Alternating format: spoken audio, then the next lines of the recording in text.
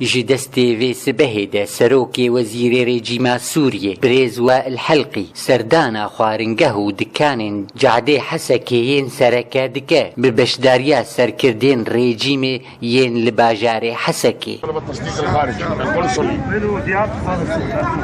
Di serdana xwe de Serokê Wezîrê Rejîmê bi welatiyên bajarê Hesekê re axivî û li ser nirxên pêdiviyên jiyanê geriya wek destpêka meha rojiya Remezanê û her wiha pêdiviyên jiyanê buhane ji ber dorpêçkirina rêxistina Daeş ya terorist li ser bajarê Hesekê ji hêla başûr.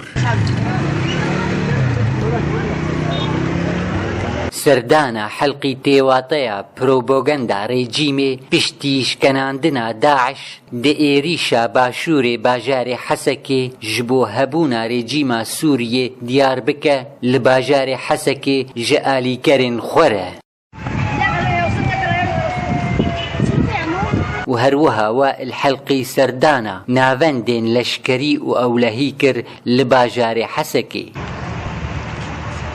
Lê nerîna milletê bajarê Hesekê bi geştî balkêşiyê nadin serdana Serokê Wezîrê Rejîmê ji ber ew nikare nirxên pêdiviyê jiyanê buha bike yan erzan bike û tenê dimîne serdana wî propaganda rejîmê.